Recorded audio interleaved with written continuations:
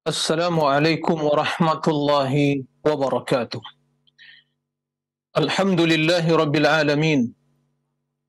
Wassalatu wassalamu ala ashrafil anbiya'i wal mursalin. Nabiyyina Muhammadin wa ala alihi wa sahbihi ajma'in. Wa man tabi'ahum bi ihsanin ila yaumiddin.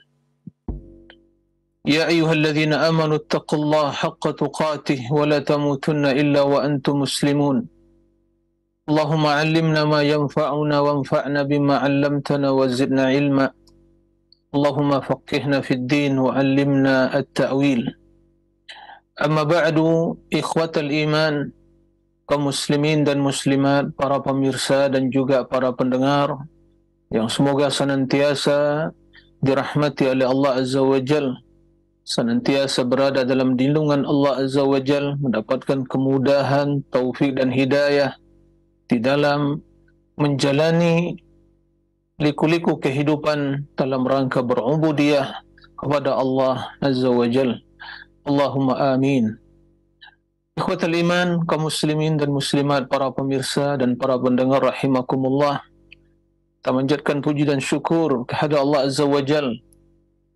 Lisan kita senantiasa memuji dan memuja Allah Azza wa Jal. Hati yang meyakini bahawa seluruh nikmat hanya datang dari Allah, dan anggota badan kita manfaatkan, kita gunakan untuk melakukan ubudiyah dan ketaatan kepada Allah. Itulah sesungguhnya hakikat syukur yang sempurna. Salawat dan salam tidak lupa kita perbanyak ucapkan untuk Rasul yang mulia alaihi salatu wassalam, terutama di hari yang mulia ini, Yaumul Jumu'ah, Sayyidul Ayyam. Mudah-mudahan Allah Azza wa Jal memuliakan kita menjadi umat Rasul sallallahu alaihi wasallam yang setia di dalam mencontoh beliau, dalam meneladani beliau di setiap aspek kehidupan kita. Ikhwatal iman, para pemirsa yang dimuliakan oleh Allah Azza wa Jal, kembali kita bersua dalam kajian akidah ahli sunnati wal jamaah, melanjutkan pembahasan tentang akidah Imam Malik bin Anas rahimahullah, Imam ahli sunnati wal jamaah, gurunya Imam Asy-Syafi'i, ulama ahli sunnah yang tidak asing lagi dalam kehidupan kita, terutama bagi atau dalam kehidupan para penuntut ilmu, dan secara spesial lagi adalah ahli sunnati wal jamaah. Pada pembahasan sebelumnya kita menjelaskan perkara yang berkaitan dengan sifat Allah Azza wa Jalla, yaitu sifat al-istiwa. Allah beristawa alal arsh, dan maksud dari istiwa yaitu Allah Azza wa Jalla ala wartafa'ah, tinggi di atas arsh. Allah Azza wa Jalla yang maha tinggi, Allah yang maha mulia, yang maha agung, zatnya maha tinggi, tinggi di atas seluruh makhluk. Dan istawa artinya ala wartafa'ah, istawa ala naik, tinggi, irtafa, maha tinggi Allah Azza wa Jal. Allah Subhanahu wa ta'ala menghendaki setelah menciptakan langit dan bumi, Allah istawa alal arsh. Kendati sebelum penciptaan langit dan bumi, Allah Subhanahu wa ta'ala maha tinggi di atas seluruh makhluknya. Nah, ini wajib kita yakini. Kendati arsh adalah makhluk yang paling tinggi, tapi Allah Subhanahu wa ta'ala memilih, berkehendak untuk tinggi di atas arsh, dan Allah sebelumnya adalah zatnya maha tinggi di atas seluruh makhluknya. Tapi Allah menghendaki setelah diciptakan langit dan bumi, Allah memilih istawa thumma istawa alal arsh, Dan sifat al-ulu, yaitu tinggi, tingginya zat Allah yang berada di atas arasy, sesuai dengan kebesaran dan keagungannya. Itulah yang diyakini oleh ahli sunnati wal jamaah. Itulah yang wajib kita imani. Karena itulah yang diyakini oleh Rasulullah sallallahu alaihi wasallam. Dan itulah yang disampaikan oleh Rasulullah sallallahu alaihi wasallam kepada para sahabat, kaum Muhajirin wal Ansar. Dan itu pula yang diajarkan oleh kaum Muhajirin wal Ansar, yaitu para sahabat Nabi radhiyallahu anhum ajma'in, pada generasi setelah mereka, yaitu tabi'in. Sehingga kaum tabi'in mengikuti akidah yang diajarkan oleh para sahabat pada mereka, alladzina taba'uhum bi ihsan. Kemudian generasi tabi'in mengajarkan hal itu, bahwa Allah Maha Tinggi, sifatnya al-istiwa, di atas arasy. Dan diajarkan oleh generasi tabi'in kepada tabi'in. Kemudian begitu seterusnya, para ulama ahli sunnah mengajarkan, menyampaikan akidah tersebut pada generasi selanjutnya. Akidah yang landasannya, sumbernya bersambung, ya, kepada Rasulullah sallallahu alaihi wasallam, tidak terputus sampai muncul pemikiran-pemikiran kaum filsafat yang diadopsi oleh ahlul kalam, yang menggunakan akal semata di dalam membahas permasalahan teologi, yaitu keimanan atau ketuhanan. Sehingga muncul pengingkaran, pentakwilan terhadap sifat-sifat Allah, secara khusus sifat al-istiwa dan juga sifat tingginya Allah, yaitu zatnya Allah Maha Tinggi. Maka kalau kita ditanya di mana Allah, maka jawaban ahli sunnati wal jamaah yang mengikuti Rasulullah sallallahu alaihi wasallam dan para sahabatnya, mereka akan mengatakan sebagaimana yang dijawab oleh Rasulullah SAW, fis sama. Fis sama, yaitu di atas langit. Dan tentunya langit yang tertinggi adalah yang ketujuh, kemudian di atas langit yang ketujuh ada sungai, kemudian setelah itu di atasnya, ya, ada arasy, di atas langit ketujuh ada sidratul muntaha, kemudian sungai, kemudian arasy, dan di atas arasy Allah tabaraka wa ta'ala, zatnya Maha Tinggi. Itu akidah ahli sunnah. Dan tidak satu pun dari makhluk yang meliputi Allah Azza wa Jalla. Karena tinggi di sini adalah arah di luar seluruh makhluk. Adapun tinggi yang diliputi oleh makhluk, inilah arah yang ada di alam semesta ini. Ya.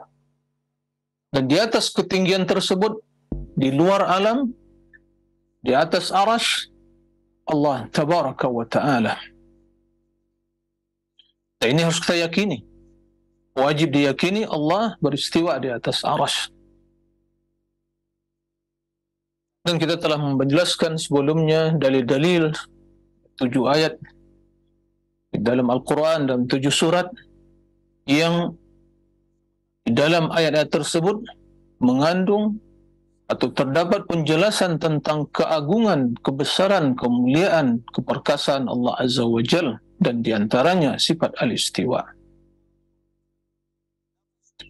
Oleh karena itu, kita mendapatkan begitu banyak pernyataan ulama ahli sunnah yang menjelaskan sifat ini. Ya, diantaranya Imam Malik rahimahullah, Imam ahli sunnati wal jamaah, gurunya Imam Syafi'i rahimahullah, begitu banyak pernyataan beliau dan secara khusus tentang sifat istiwa ini. Karena pada suatu ketika tatkala beliau menyampaikan pelajaran di hadapan murid-muridnya di Masjid Nabawi, datang seseorang, dan sebagai riwayat disebutkan berasal dari Irak, ya, negeri Irak, datang bertanya kepada beliau, masuk ke masjid, kemudian bertanya tentang firman Allah Azza wa Jal, Ar-Rahman 'alal 'arsy istawa.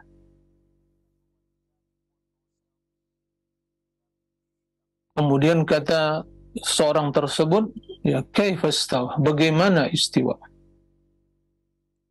Nah, menanyakan tentang bagaimana istiwanya Allah, bagaimana Allah beristiwa di atas arasy. Maka Imam Malik terdiam, ya, dan kaget, dan sungguh pertanyaan tersebut membuat beliau betul-betul kecewa dan marah, sampai-sampai disebutkan di dalam riwayat hatta alahu ruhada, sampai beliau mandi keringat.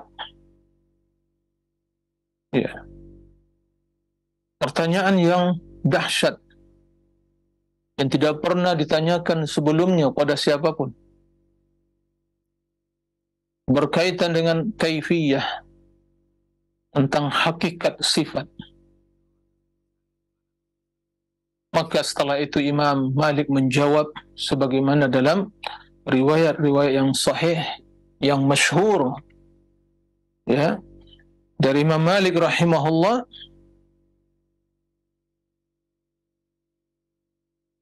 sebagaimana kata Imam Shahnun, qala Shahnun akhbarani ba'du ashabi Malik annahu kana qa'idan 'inda Malik. Sebagian murid dari Imam Malik mengabarkan kepada aku, ketika dia duduk di samping Imam Malik, maka datanglah seseorang seraya bertanya kepada Imam Malik, bertanya kepada Imam Malik, ya Aba Abdullah, mas'alatun, ada satu pertanyaan. Kemudian Imam Malik terdiam. Kemudian dia mengatakan lagi, masalah, saya ingin bertanya, sampaikan satu pertanyaan. Imam Malik diam lagi.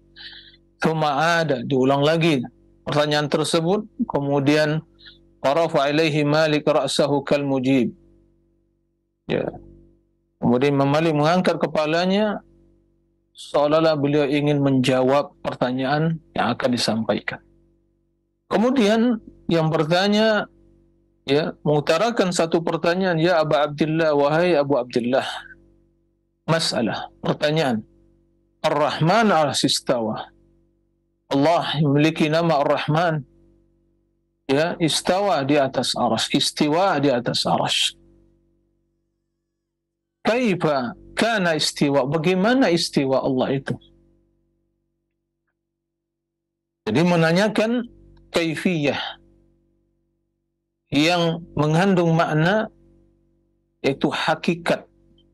Bagaimana hakikat cara Allah beristiwa itu, bagaimana? Bagaimana hakikatnya? Ini ditanyakan oleh seorang tersebut. Fata'ta'a ra'sahu sa'atan thumma rafa'ah. Imam Malik menggeleng-gelengkan kepala. Ya. Kemudian setelah itu beliau mengangkat kepalanya, ya. Dan sembari beliau menundukkan kepala dan menggeleng-gelengkan kepala, kemudian mengangkat kepalanya. Kemudian beliau menjawab, Sa'alta an ghairi majhul. Engkau bertanya tentang sesuatu yang sudah diketahui. Ghairi majhul, bukan hal yang majhul, bukan hal yang tidak diketahui. Ya. Yaitu istawa. Ini hal yang maklum. Apa yang maklum? Apa yang telah diketahui? Maknanya. Maksudnya. Artinya. Sudah maklum. Ghairu majhul, bukan hal yang tidak diketahui. Karena Allah menurunkan Al-Quran dengan bahasa Arab, bilisanin Arabiyyin mubin, dengan bahasa Arab yang jelas. Ya. Tidak ada samar-samar. Ya, di dalam Al-Quran jelas maknanya. Istawa 'alal arsy, jelas maknanya. Orang Arab memahami istawa 'ala, yaitu 'ala wartafa, tinggi, dan naik, tinggi di atas sesuatu. Wa takallamta fi ghairi ma'qul, dan kamu berbicara, bertanya tentang sesuatu yang tidak masuk akal. Menanyakan hakikat sifat, suatu hal yang tidak akan bisa dicerna dan dipahami, diketahui oleh akal. Ya. Kenapa tidak bisa diketahui oleh akal?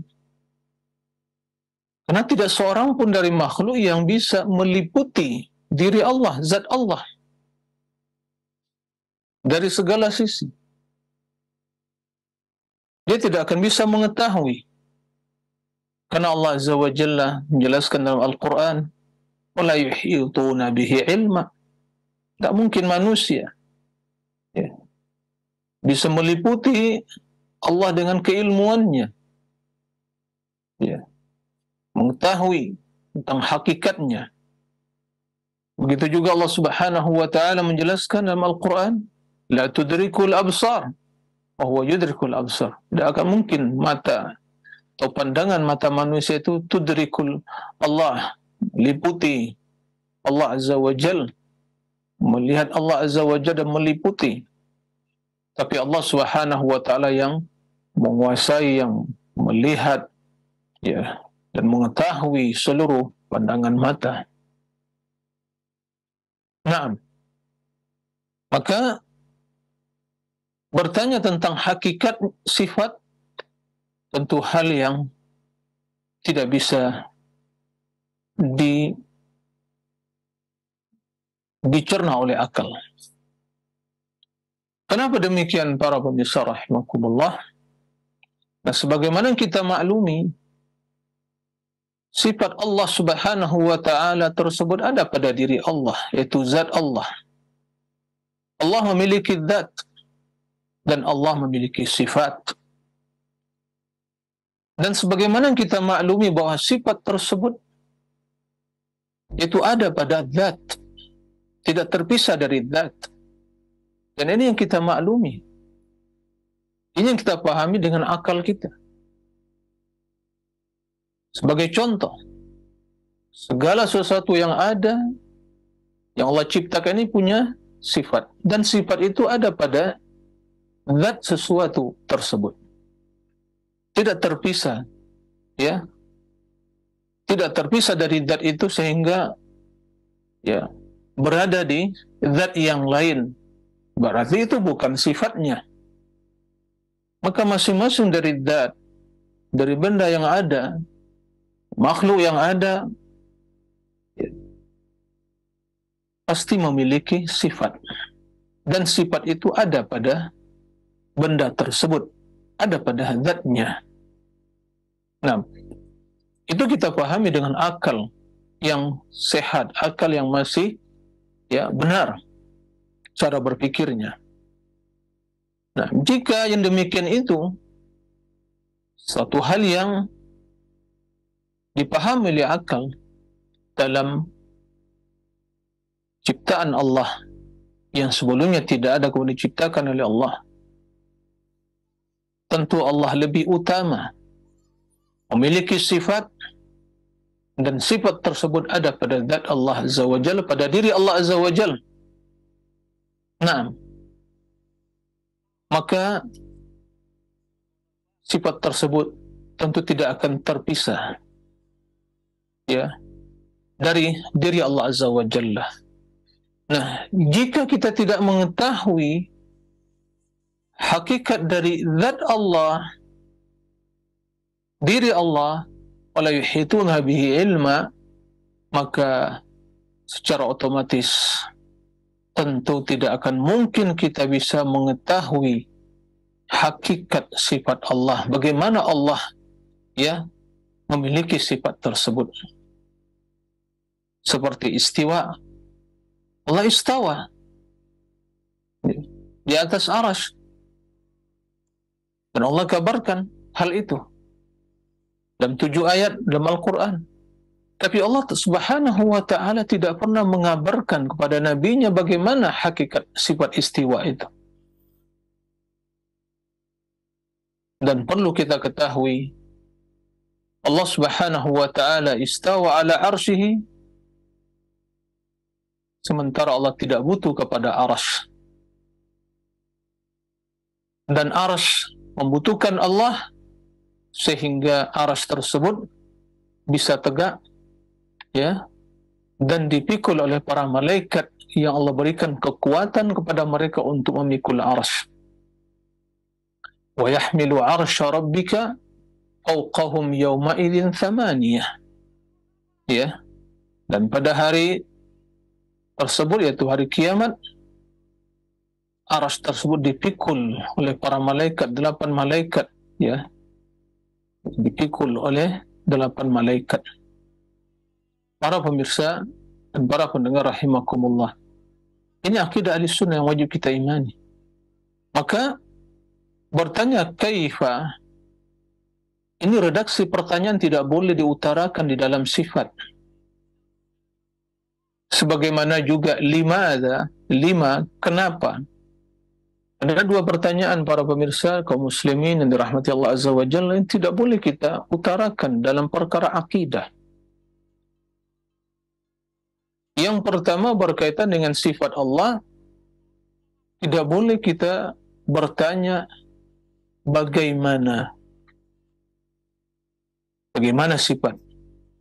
Begitu kita membaca firman Allah Azza wa Jalla, selain dari sifat istiwa yang menjadi pembahasan kita pada kali ini, seperti firman Allah berkata kepada iblis yang tidak mau sujud pada Adam, ya iblis, qala Allah Azza wa Jalla, ma mana'aka an tasjuda lima khalaqtu biyadayya. Apa yang menghalangmu? Apa yang menghambatmu tidak mau sujud kepada Adam yang aku ciptakan dengan kedua tangan? Ahli sunnati wal jamaah mengatakan, inilah yang diajarkan Rasulullah pada sahabat, bahwa Allah memiliki 2 tangan. Maka tidak boleh ditanyakan kaifa yadaihi, bagaimana bentuk, bagaimana ya kedua tangan Allah itu. Nah, jadi tidak boleh ditanyakan. La yuqal. Dan tidak mungkin seseorang mengetahui hakikat sifat sampai dia mengetahui hakikat zat sesuatu yang memiliki sifat tersebut.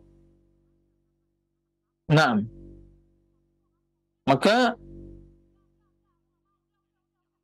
ada di dalam Islam, dalam akidah ini hal-hal yang harus kita taati, yang kita terima. Istaslamna, pasrah dan berserah diri pada Allah. Itu al-haq, kebenaran yang datang dari Allah, yang wajib diimani. Nah, maka kata Imam Malik, wa takallamta fi ghairi ma'qul. Engkau bertanya, berbicara tentang perkara yang tidak masuk akal. Ya. Wala araka illa imra'a su'in fa akhriju. Dan saya melihatmu adalah orang yang jelek, orang yang su, orang yang nyeleneh, orang yang sesat. Fa akhriju, kata Imam Malik, akhriju, keluarkan dia dari majelis ini. Imam Malik tegas. Karena perkara yang demikian itu adalah perkara yang berkaitan dengan masalah akidah. Dan seorang bertanya tentang sesuatu yang tidak ada gunanya. Dan berkaitan dengan zat Allah, diri Allah, dan yang kaifiyah. Ya. Seandainya dia bertanya tentang hukum yang bermanfaat bagi dirinya, maka maka tentu bermanfaat bagi dirinya dan orang lain. Tapi yang demikian atau pertanyaan yang diutarakannya perkara yang tidak bermanfaat bagi dirinya dan juga tidak bermanfaat bagi yang lain, bahkan akan memunculkan syubhat, ya, keraguan di dalam keimanan. Maka Imam Malik sangat tegas sekali. Wa ma araka illa mra'asuin. Engkau adalah orang yang ya menyimpang, orang yang jelek untuk akidah pemahamannya.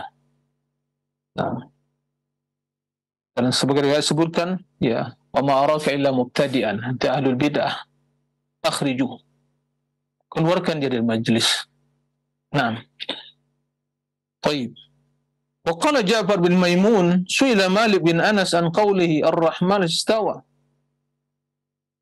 Ja'far bin Maimun menjelaskan Imam Malik rahimahullah ditanya tentang firman Allah Ar-Rahman istawa. Kaifa istawa? Bagaimana istawa? Allah istawa 'alal 'arsy, bagaimana istawa? Qala istiwa ghairu majhul. Istiwa, sifat istiwa itu, makna istiwa itu suatu hal yang sudah maklum. Bukan suatu hal yang majhul, yang tidak diketahui, tapi hal yang telah maklum. Karena itu bahasa Arab, jelas sekali maknanya. Ya. Wal kaifu ghairu ma'qul, dan kaifiyahnya bagaimana Allah istiwa di atas arsy. Ya. Maka itu sesuai dengan kebesaran dan keagungan Allah Azza wa Jalla. Menurut logika manusia, teori dalam akal manusia, ya, seorang raja bila istawa ala arsy, yaitu duduk di atas singgasananya, dia berada tinggi di atas arasnya, yaitu singgasananya. Nah, maka akal kita memahami bahwa pastilah singgasana itu lebih besar dari raja tadi. Dan begitu singgasananya jatuh, maka raja akan jatuh. Nah, karena dia butuh kepada arasy itu, yaitu singgasananya. Nah, itu yang kita pahami dengan akal kita. Tapi tatkala kita berbicara tentang istiwa Allah di atas arasy, dan arasy makhluk yang paling besar, Allah Azza wa Jalla adalah akbar, al-azim, al-kabir, yang maha besar, yang maha agung, maha perkasa. Memilih untuk tinggi di atas arasy sesuai dengan kehendaknya dan sesuai dengan kebesaran, keagungan, kemuliaan, dan keperkasaan. Allah tidak butuh kepada arasy. Allah ghaniyun hamid. Allah ghaniyun hamid. Allah yang maha besar. Arasy adalah makhluk yang paling besar, tapi tentunya yang menciptakan arasy itu Allah Al-Khaliq adalah yang lebih besar. Maka Allah tidak butuh kepada arasy. Maka tidak bisa teori yang kita gunakan dalam memahami, ya, duduknya seorang raja di atas singgasananya, kemudian makna itu yang harus kita gunakan, jadikan sebagai landasan untuk memahami istiwa Allah di atas arasy, maka sesatlah pemahaman kita. Itu yang terjadi di kalangan ahlul kalam yang mengingkari atau yang mentakwil sifat istawa ini. Para pemirsa dan para pendengar yang dimuliakan oleh Allah Azza wa Jalla, cara, pola pikir, ya, cara berpikir, konsep di dalam memahami perkara tauhid ini antara ahli sunnah dengan ahlul bidah, ahlul kalam dengan berbagai sektenya, Mu'tazilah, Jahmiyah, Mu'tazilah, Asy'ariyah, Maturidiyah, dan yang lainnya yang mengingkari sifat istiwa ini dengan mentakwil, mereka, ya, beranjak dari suatu keyakinan, yaitu menurut persepsi mereka bahwa begitu membaca istawa, yang terlintas dalam benak pikiran mereka, istiwanya manusia di atas arasy atau di atas singgasananya. Ya, mereka membayangkan berarti arasy itu lebih besar. Karena arasy dalam bahasa Arab itu adalah artinya singgasana. Seperti raja duduk di atas arasnya. Dan arsyu mulkihi, yaitu singgasana kekuasaan, tempat duduknya raja. Nah, itu dipahami oleh mereka. Nah, pemahaman teori yang berkaitan dengan teori yang atau logika yang mereka gunakan dalam memahami istiwanya manusia di atas singgasananya, itu yang ingin mereka gunakan sebagai landasan dalam memahami istiwa Allah di atas arasy. Lalu apa yang terjadi? Ya, tidak akan mungkin Allah seperti itu. Allah laisa kamitslihi syai', kata mereka.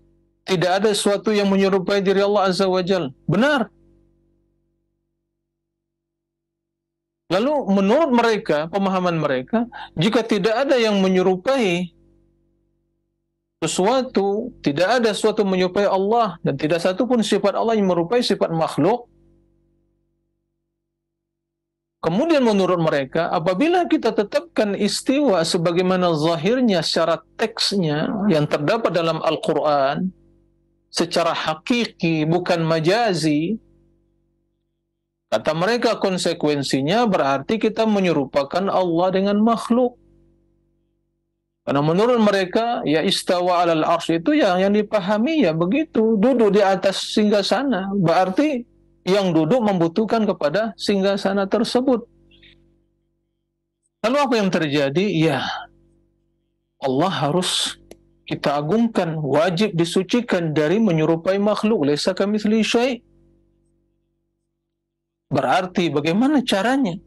Harus kita selamat. Kalau kita tetapkan sebagaimana zahirnya secara teks, ya, secara tekstual, sebagaimana tertulis Ar-Rahman istawa, maka konsekuensinya akan terjadi penyerupaan dengan sifat makhluk.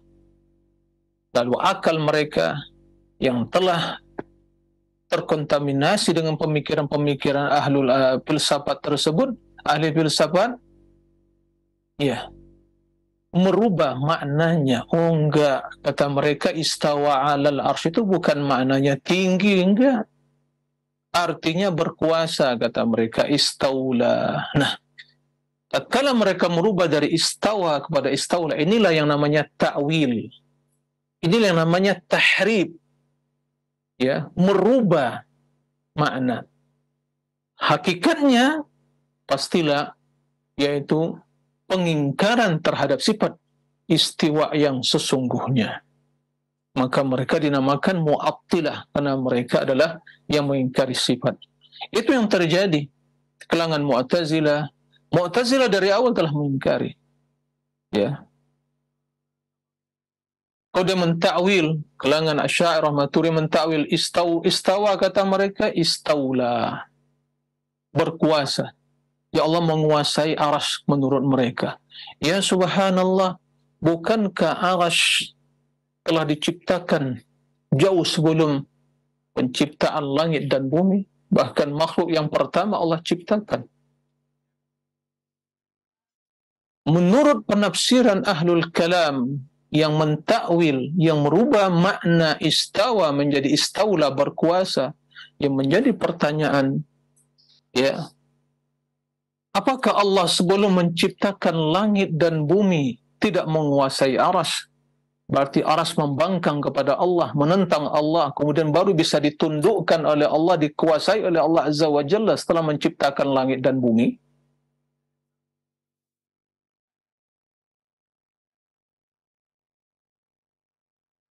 Jika jawabannya iya, berarti sungguh Anda telah menghina Allah, menisbatkan kepada Allah kelemahan. Allah tidak mampu menundukkan arasy kecuali setelah menciptakan langit dan bumi.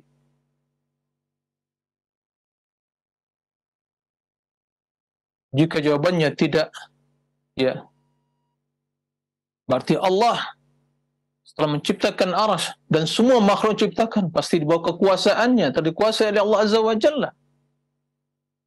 Ya, tapi kenapa Allah Azza wa Jalla memilih untuk istawa, ya, di atas arsy setelah penciptaan langit dan bumi?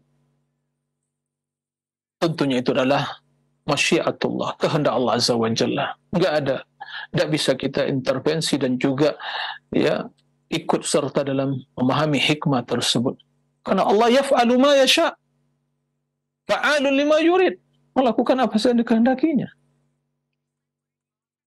Jadi satu hal yang perlu kita pahami, ikhwatal iman, para pemirsa, ini hal yang sangat penting sekali. Ahli sunnati wal jamaah, lihat bagaimana konsep berpikir ahli sunnah dalam memahami akidah asma wa sifat ini. Mereka membaca ayat Al-Quran dan hadis-hadis Nabi alaihi salatu wassalam tentang sifat-sifat tersebut, seperti istawa alal arsh, lima khalaqtu biyadayya, Allah memiliki dua tangan, walitusna ala aini, Allah memiliki mata, nah, ainayya, memiliki dua mata, Allah memiliki qadamun, kaki. Begitu hadis yang sahih, Allah turun ke langit bumi. Nah, dan ayat-ayat dan hadis-hadis yang berkaitan dengan sifat.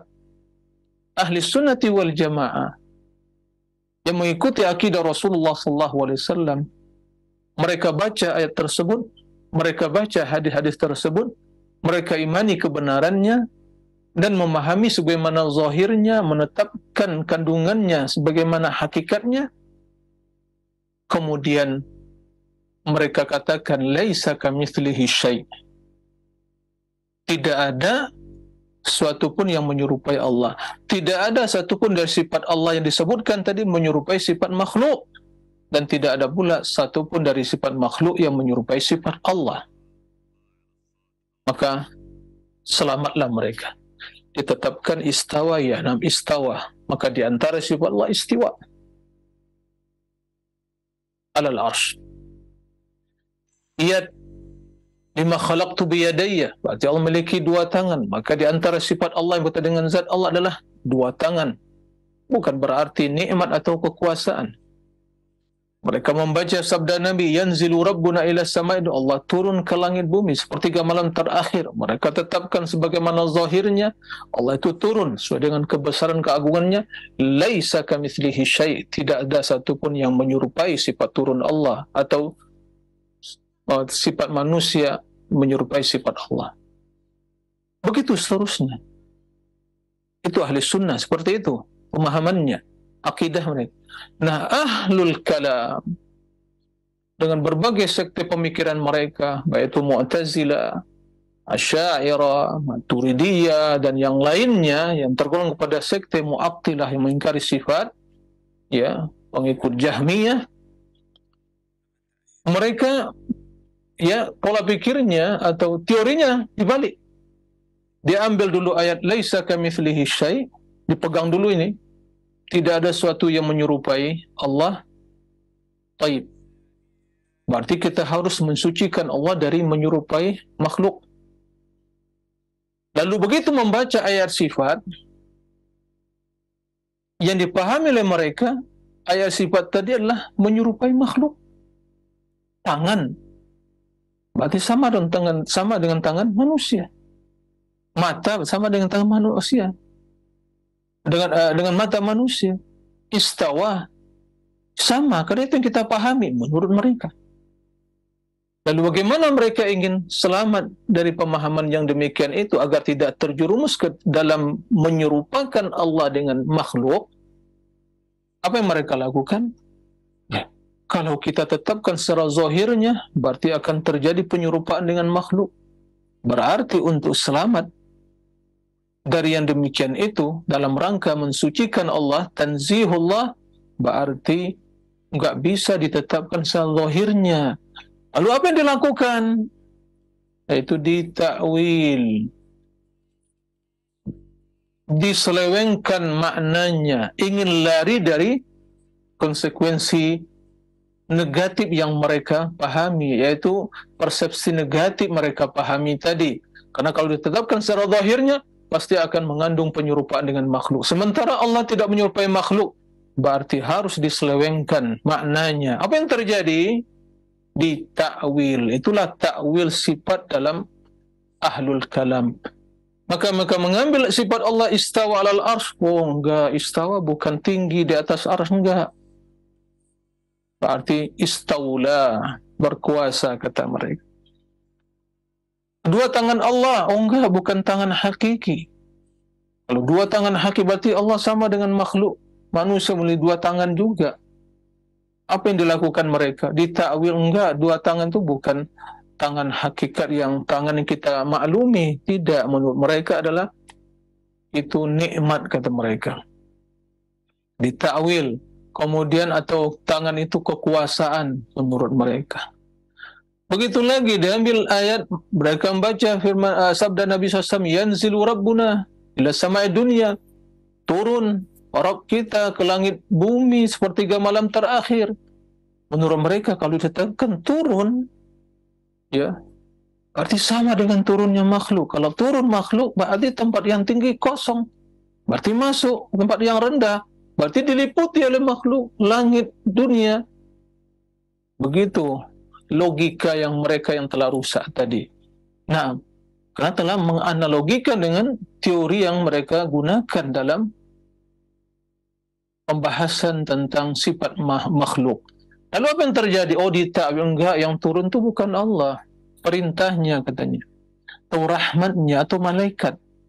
Yang menjadi pertanyaan, rahmat Allah turun hanya sampai ke langit bumi saja, nggak sampai ke bumi. Apa manfaatnya bagi penduduk bumi?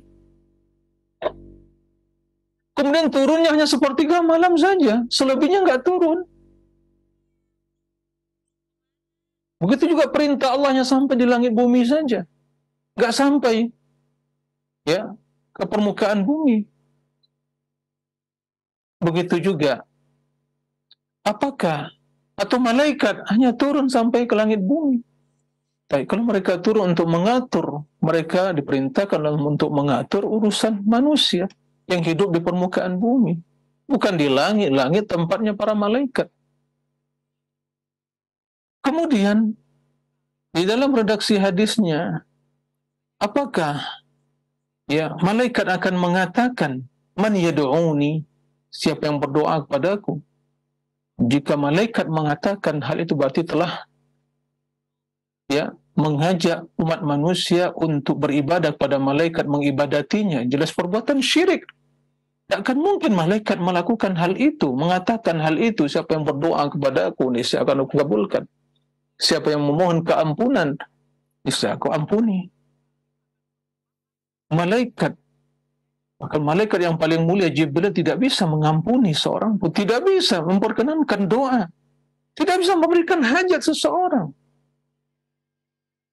Nah, maka oleh karena itu, ya, dari apa yang disampaikan tadi, jelaslah kerancuan, ya, cara mereka berpikir. Itulah fondasi cara mereka berpikir, logika mereka dalam dalam memahami permasalahan teologi secara khusus masalah sifat. Maka apa yang terjadi? Begitu ditakwilkan, diserewengkan, dirubah pada makna yang batil tadi, maka secara otomatis tentu mengandung pengingkaran terhadap sifat yang disebutkan oleh Allah tadi. Itulah ta'til. Maka mereka ahlul kalam yang mentakwil sifat-sifat itu namakan mu'attilah. Bukan ahli sunnati wal jamaah. Mu'attilah. Sekte yang mengingkari sifat-sifat Allah.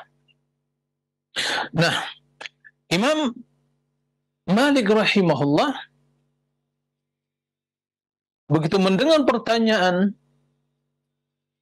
seorang yang ahli bid'ah tadi, ya, bertanya, kaif, bagaimana istiwa? Kata Imam Malik, istiwa ghairu majhul. Istiwa itu bukan sesuatu yang tidak diketahui, itu maknanya jelas, maklum. Wal kaifu ghairu ma'qul, dan kaifiyahnya, hakikatnya gak bisa diketahui. Karena ada pada zat Allah tidak bisa diketahui hakikatnya, ya begitu juga tidak mungkin bisa kita ketahui. Wal iman bihi wajib. Wajib mengimani sifat-sifat Allah. Wajib. Karena Allah yang menjelaskan dalam Al-Quran. Allah yang menjelaskan dalam Al-Quran. Ya.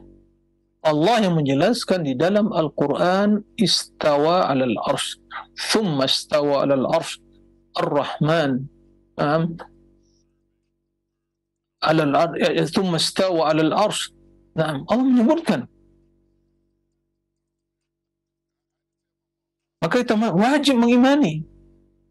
Wassu'alu anhu bid'ah. Menanyakan itu bid'ah. Wa ma raka ila dhallan. Kamu ini memang sesat ini. Saya melihat kamu ini orang yang sesat, kata Imam Malik. Wa umira bihi an yukhraja min majlis. Kemudian diperintahkan untuk dikeluarkan, dipaksa orang terus keluar dari majlis Imam Malik. Karena ya ahlul bid'ah duduk untuk merusak suasana. Ya, hanya mengangkat masalah syubhat. Dia bukan belajar untuk belajar, untuk menyebarkan syubhatnya. Nah, ini hati-hati. Orang yang bertanya, aneh-aneh pertanyaannya, perlu waspadai. Sebaiknya dia keluar dari majelis. Kenapa? Karena tidak bermanfaat. Merusak, ya, menanamkan syubhat. Nah, maka begitu juga kita katakan, kedua tangan Allah maklum, sesuai dengan kebesaran keagungannya. Kaifiyahnya, hakikatnya tidak kita ketahui. Mengimaninya wajib. Bertanya tentang kaifiyah, bagaimana kedua tangan Allah, bid'ah. Dan yang bertanya pelaku bid'ah. Sesat dia.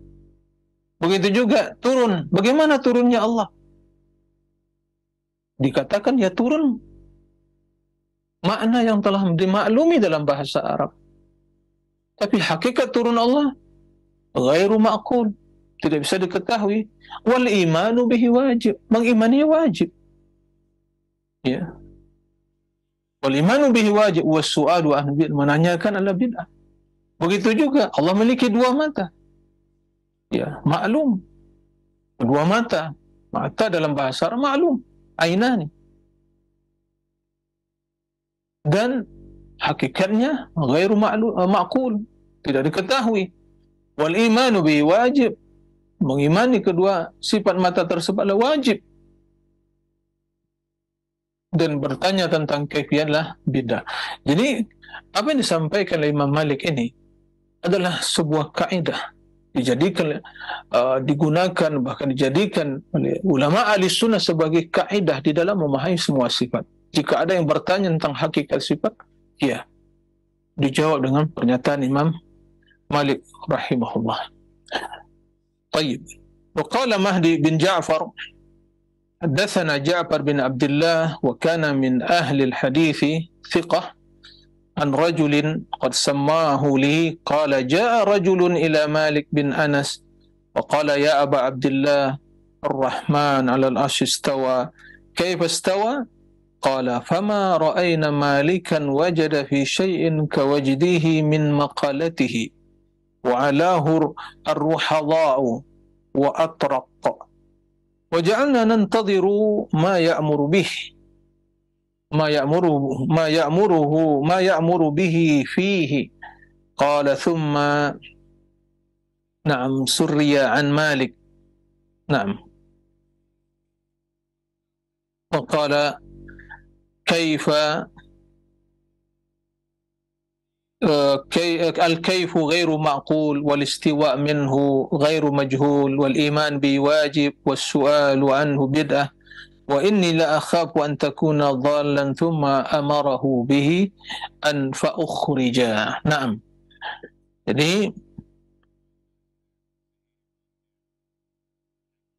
Mahdi bin Ja'far ya menuturkan, Ja'far bin Abdullah menceritakan kepada kami, dia seorang ahli hadis yang thiqah, terpercaya, ya, tentang seseorang. Dia menyebutkan namanya kepadaku, ya. Kemudian ya datang seorang kepada Imam Malik dan bertanya, wahai Abu Abdullah, Ar-Rahman istawa, bagaimana istiwa tersebut? Maka kami melihat ya Imam Malik tidak beliau mendapatkan sesuatu ya yang betul-betul mempengaruhi jiwanya ya, seperti mendapatkan pernyataan orang tersebut atau mendengar pernyataan orang tersebut sampai-sampai dia itu mandi keringat ya, wa atraqa, dan menggeleng-geleng kepala ya. Kemudian kami menunggu beliau ya, apa yang akan diperintahkan, yang akan dijawab oleh beliau. Kemudian disampaikan ya dari Imam Malik tersebut, waqala al-kayfu ghairu ma'qul, kaifnya itu ghairu ma'qul, enggak bisa diketahui. Wal istiwa minhu ghairu majhul, dan istiwa Allah itu ghairu majhul, artinya dimaklumi ya. Wal iman bihi wajib, dan iman itu wajib ya, mengimani perkara istiwa dan sifat-sifat yang lain itu wajib. Bertanyalah perkara yang beda, kemudian saya khawatir ketika kamu ini adalah orang yang telah sesat, kemudian diperintahkan ya orang tersebut untuk diusir, dikeluarkan dari majelisnya. Dan ya banyak riwayat Imam Malik tentang hal ini, dan riwayat yang masyhur dari beliau dengan ya sedikit perbedaan redaksi, tapi kontennya ya sama, yaitu menjelaskan bahwa istiwa itu sifat Allah yang wajib diimani, diyakini ya. Kaifiyahnya tidak bisa diketahui, hakikatnya tidak bisa diketahui, tapi mengimaninya wajib ya. Bertanya tentang kaifiyah istiwa dan tentunya juga tentang hakikat sifat-sifat yang lain adalah perkara yang bid'ah. Tidak pernah sahabat bertanya. Sekarang para pemirsa ini bertanya pada kita ya. Rasul SAW membaca 7 ayat yang telah kita sampaikan dalam surah Al-A'raf, surah Yunus, surah Ar-Ra'd ya, As-Sajdah, kemudian Toha, Hadid, disebutkan dalam 7 ayat. Para sahabat pasti mendengar ya, pasti mendengar, karena mereka yang meriwayatkan Al-Quran, wahyu tersebut ya. Tapi tidak seorang pun dari sahabat yang pernah bertanya kaifa stawa. Begitu juga tabi'in, enggak pernah bertanya. Tabi'in enggak pernah juga. Ulama-ulama ahli sunnah enggak pernah juga. Imam Malik, Abu Hanifah, Malik, Syafi'i, Ahmad enggak. Bukhari ya, Muslim, Abu Dawud, Tirmidzi, Imam ahli sunnah ya, Abdullah bin Mubarak, Hasan al-Basri, dan ulama ahli sunnah, Sufyan al-Thawri, Sufyan bin Uyainah ya, Abu Hatim ar-Razi, dan yang lainnya ya, ulama ahli sunnah, Fudail bin Iyad, Ishaq bin Rahawai, Ibrahim Nakhai, dan ulama ahli sunnah. Tak pernah ada pertanyaan. Kemudian datang seseorang yang bertanya, ya jelas bid'ah pertanyaan tersebut. Oleh karena itu, ingin selamat, ikuti mereka yang telah mengimani sifat-sifat Allah Azza wa Jalla, dan waspada dari ya pemahaman ahlul kalam yang mengatasnamakan ahli sunnati wal jamaah, akidah ahli sunnati wal jamaah dalam hal ini. Tapi hakikatnya itulah akidah yang mentakwil sifat itu akidah Jahmiyah Mu'attilah, bukan akidah ahli sunnati wal jamaah. Baik, para pemirsa rahimakumullah, mungkin itu yang bisa disampaikan pada kesempatan kali ini. Mohon maaf tidak bisa ya menerima pertanyaan pada kesempatan kali ini. Mudah-mudahan di kesempatan yang akan datang bisa kita menjawab pertanyaan-pertanyaan para pemirsa dan para pendengar. Ya, demikian kita akhiri majelis ini dengan doa kafaratul majlis. Subhanakallahumma bihamdik, asyhadu an la ilaha illa anta, astaghfiruka wa atubu ilaik. Wassalamualaikum warahmatullahi wabarakatuh.